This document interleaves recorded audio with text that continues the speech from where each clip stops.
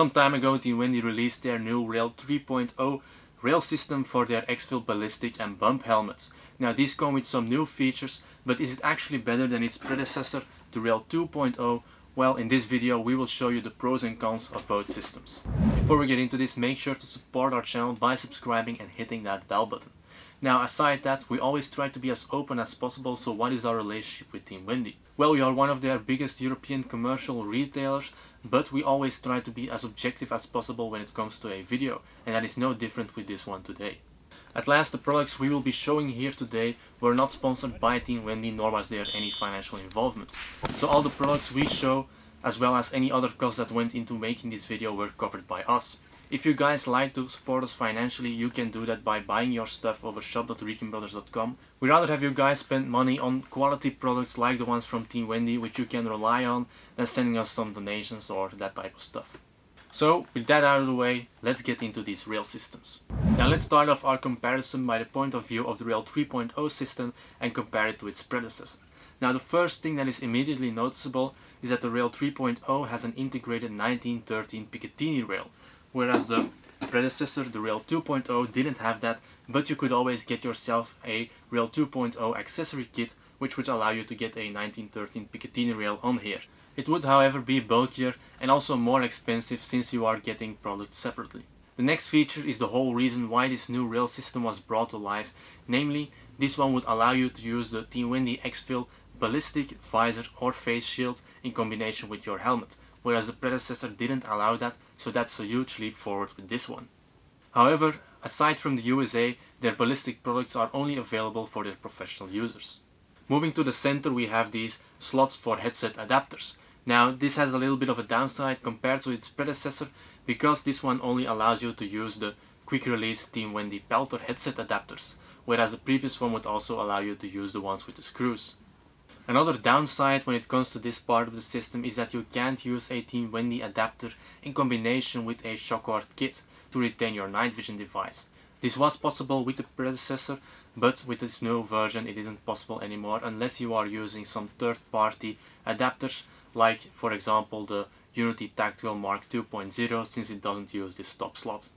Moving further backwards, we have a small slot over here which allows you to attach straps from masks.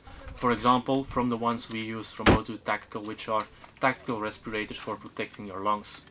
Now the predecessor also had this slot, but for some reason it doesn't work with the ones we use, so that is a little downside for the Rail 2.0 system. Furthermore, the Rail 3.0 system comes with the same kind of accessories as its predecessor, namely a shockward kit to stabilize your night vision device and a Magpul MOA 5-slot mounting kit.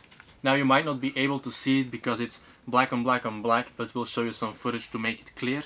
The thing we want to say is that the Rail 3.0 system is built a little bit bigger and bulkier, so that is a little bit of a downside.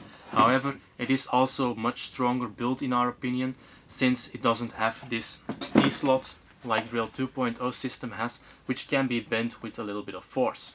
So as an example, this is my brother's LTP bump helmet, on which we changed the rail system from 2.0 to 3.0 with Team Wendy's retrofit kit Rail 3.0.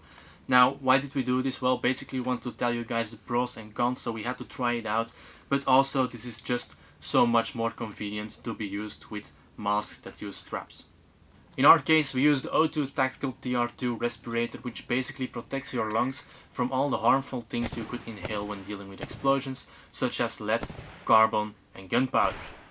Now this respirator is also rated for fungus, since people who do breaching also have to deal with those things. For the common shooter, this is also highly recommended when you're sending out a lot of rounds, or when you are working with, for example, a shotgun which releases a lot of smoke that is not healthy to inhale, or when you are shooting in badly ventilated ranges. Now, just like ear protection was invented to prevent your ears from getting hearing loss, ballistic eyewear was invented to prevent shrapnel from getting in your eyes, this respirator was invented to protect your lungs. Now the lungs have been neglected for a very long time, and this product aims to change that. A lot of units are now starting to use this product because they're getting more and more aware of the issues, the health issues that come with lead poisoning, for example. We already know some people that have lead poisoning, and they all say the same: it is not an easy and fun thing to recover from, especially when shooting is your work. Now in our experience, the TR2 works very well. We've tested it a couple of times whilst shooting, and we have to say we don't even smell the gunpowder anymore, so that already proves a lot. Now we've also seen some professional users testing it out, and the results from their filters are just shocking. Now back to why we changed from Rail 2.0 to Rail 3.0 and what actually makes it easier. Well, with the TR2 you have a neck strap and also a head strap which goes over your head. But when you are wearing a helmet, it isn't easy to take off the TR2 when you don't need it at the moment. So with these new straps you can just attach it to the rail, and when you don't need it anymore, when you're taking a break for example, you can just take it loose and it will remain around your neck. However, in reality we find that the top half of the mask is a bit loose due to the height of the Team Wendy slots. With the RC rails these are higher, so based on that we actually use the neckband over our head to provide that support for the top half of the mask, which gives us a much better seal. One last thing, let's talk a little bit about the installation of your retrofit Rail 3.0 kit on a helmet that uses the Rail 2.0 rails.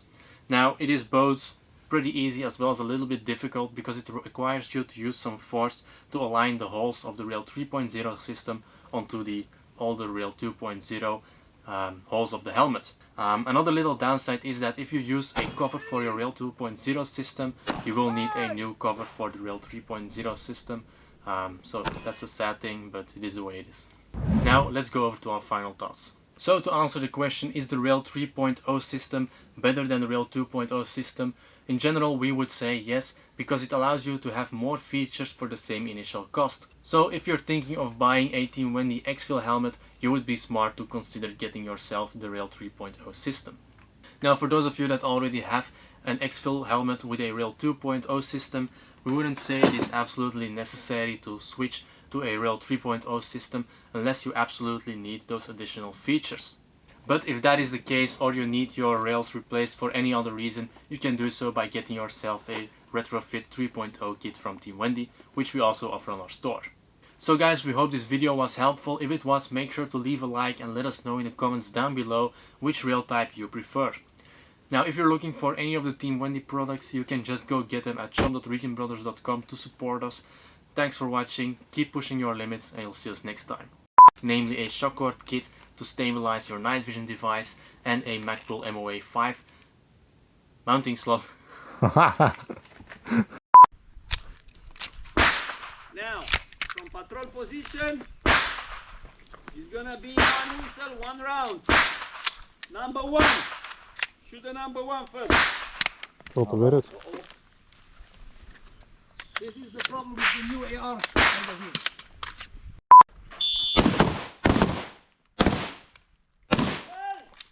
Hold the line!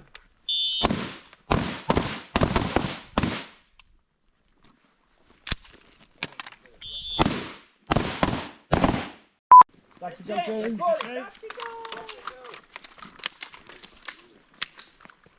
Ready? Stop! One round! Oh. Don't be ready, you have ammo. When it's stuck.